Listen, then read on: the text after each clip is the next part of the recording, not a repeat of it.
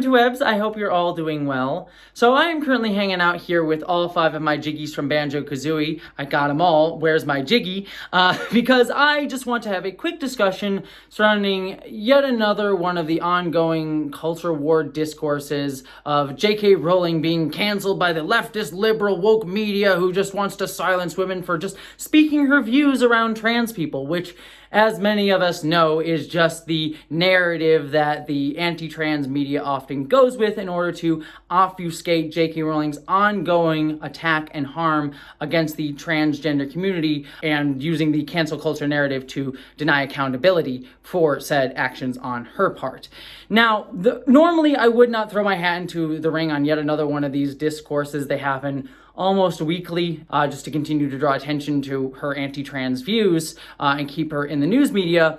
But I wanted to talk about this situation in particular for 2 reasons. The first of which is that this particular situation is surrounding the Seattle Museum of Pop Culture, which, for those of you who don't know, is a place that I actually used to work several years ago as a videographer and video editor. And the people who are currently being attacked for canceling J.K. Rowling are people who are friends of mine, particularly the LGBTQ staff at the Museum of Pop Culture. And that makes me very angry, because these are wonderful and amazing people who do not deserve this for just having stood up to J.K. Rowling's horrific harm. And 2, because I wish to talk about how discourses like these constantly create a binary antagonism and binary setup that creates a space unsafe for transgender people, even in discussions that are supportive of trans people, by making the system that ultimately perpetuates and stokes these culture war discourses invisible. So to give you the background on this situation, the reason that the Museum of Pop Culture is currently under attack by anti-trans folks and J.K. Rowling stans is because the Museum of Pop Culture is a great museum up in Seattle that houses many music and pop culture exhibits. I love their museum a ton, and I'm not just saying that because I worked there. I loved them even before I worked there. And one of their exhibits, among many amazing exhibits, they even have like a science fiction one that looks like a spaceship, is a fantasy exhibit where they house many props from different fantasy movies like Game of Thrones, Lord of the Rings, and also Harry Potter. And in a blog post several months ago, Chris Moore, who I worked with, is a queer person that works at the museum, revealed that the Museum of Pop Culture, after many talks inside the organization, decided to remove references to J.K. Rowling's name on the signage around the Harry Potter movie props that they have in the fantasy exhibit. But they also revealed that 1, they weren't going to be fully removing the Harry Potter props from the exhibit, and 2, they also revealed that they were going to be leaving J.K. Rowling up as one of the inductees to the Science Fiction and Fantasy Hall of Fame that is housed at the Museum of Pop Culture. And they revealed for that one in particular that they actually don't have the full ability to just remove her, because that Hall of Fame inductee list is something that is also made in conjunction with several other groups. So this has led to criticisms from everybody. On the one hand, you have, again, the anti-trans folks sort of saying that the Museum of Pop Culture is canceling J.K. Rowling. Now, this blog post was done several months ago, and no one cared. No one gave 2 craps, and the only reason that has come up now is that someone, I believe at the Telegraph in the UK, found out about this blog post, found out about this news, and decided to make a huge stink about it online in order to, get clicks for their website, and also to stir up the anti-trans crowd to go and harass the Museum of Pop Culture. And it just showcases how performative and shallow and meant to be sort of the cynical drive for attention that these culture war moments around J.K. Rowling really are. Because, like I said, no one cared for the longest time that she was removed from the museum. They only care now because they wish to make a stink about it and draw attention to J.K. Rowling, make it seem like she's the victim here, make it like she's like the one being hurt, instead of the trans people that she continually attacks. All that has happened here is her name was removed from signage, and the props are still there. Harry Potter is literally still in the exhibit, the thing that she made. She's still benefiting from the exposure because she still makes money off of Harry Potter, and everyone knows that J.K. Rowling made Harry Potter. So this is like the shallowest of shallow things, and it doesn't really hurt her at all, but they wish to make a stink out of it in order to, again, draw attention to her anti-trans views and make her seem like the victim, while framing trans people as the bullies, and again, justifying the attacks on the transgender community. It's how all these culture war discourses go on. From, Target having Pride merch, oh, look, they're trying to groom the kids, making trans people look like the bullies and the bad people and the awful folks around stuff that really no one would give a crap about if you just encountered it without the culture war nonsense and fervor being stoked.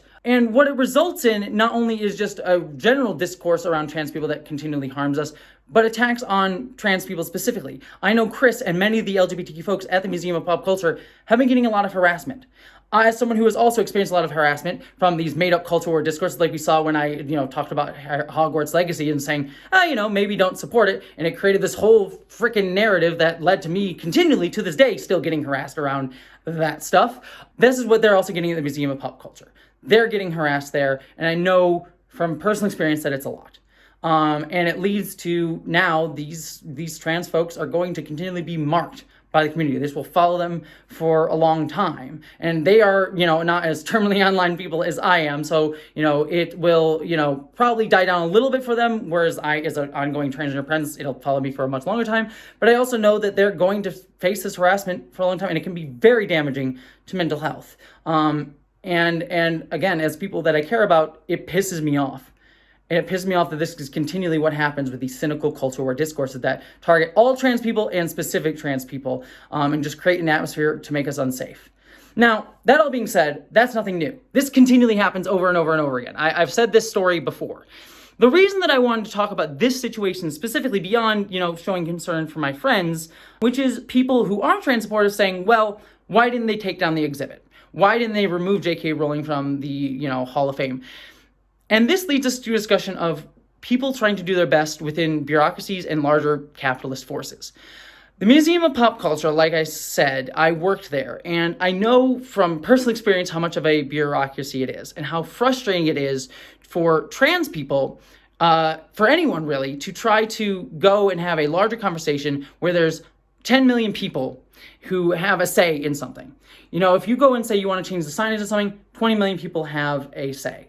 And I know, I was not at the Museum of Pop Culture, I wasn't working there, so this is presumption on my part, but I also kind of know that this movement for the removal of J.K. Rowling's name was pushed for by many of the people who are both queer and trans there, and by people who are trans and queer supportive. And they were encountered by people saying, like, well, we can't remove it because it's a big money getter for our company. It's, there's probably contractual obligations that we have to go for. And it's frustrating because I know that this was a compromise. This was the compromise that came up, was like, hey, Jake, we're going to remove her name. But we can't remove everything from the exhibit. And the reasoning that Chris gave in the blog post was like, well, we still want to celebrate, some of the actors and people that worked on the film because they were supportive to trans people. And on that hand, I get it. But I'm also frustrated, and I agree that, yes, they should remove it. They should remove it completely. They should remove J.K. Rowling from the Inductee Hall of Fame. She doesn't deserve it anymore for the harm that she has caused. She deserves to lose all of those things. She deserves to lose every platform that she has. And it is frustrating that, you constantly see these people at the top saying like, well, we want to support trans people, but we can't remove these things. And I'm not trying to burn bridges in Museum of Pop Culture, but I just know that that's how bureaucracy works. Look at Warner Brothers. They constantly were like, they put out this very weak, limp message when J.K. Rowling said her stuff saying like, oh, well, we support everybody, because they didn't want to upset anybody. And they knew trans people will still support, other Warner Brothers projects, but they didn't want to upset the transphobes, so they make this, wiffly-waffly message in the middle, which ultimately serves the harm being caused towards trans people. And so I understand that frustration. But what also is constantly happening is that frustration is then vented at the trans people too. I know from personal experience that like when people talk about these things, it is the people who are trying their best to stand up for stuff that face the brunt of the frustration. I'm not going to talk about my specific experience, but I worked at organizations during the Hogwarts Legacy stuff where I know there were many people that worked at those companies that were like, we would rather not talk about J.K. Rowling at all. But we are also forced to do so because of the bigger bureaucracy. And fuck the bureaucracy, fuck the system, but I also know that there are the specific people at those organizations, like the people at Museum of Pop Culture, who are facing the brunt of it. No matter what happens, the system gets made invisible, and trans people take the brunt of it. Either trans people are the villains in right-wing media narratives, who are like the ones canceling J.K. Rowling, or they also become the targets of criticism saying you didn't do enough, when often the trans people are trying their best to navigate a system that will not even allow our voices to be heard. It's easy for me to say, take all these things down, fuck the system, we should be destroying it. That's what I believe, and I certainly want that to happen. But I also have sympathy for trans people who are just trying to live their lives and trying to do what they can in a system that will never allow them to do what's best. And this is constantly how the system perpetuates, this endless infighting of the us versus them narrative that just leaves marginalized people in the middle getting attacked. This is what neoliberalism ultimately always tries to do. It's saying, oh, well, we need to argue with the fascists. We need to fight them in the marketplace of ideas.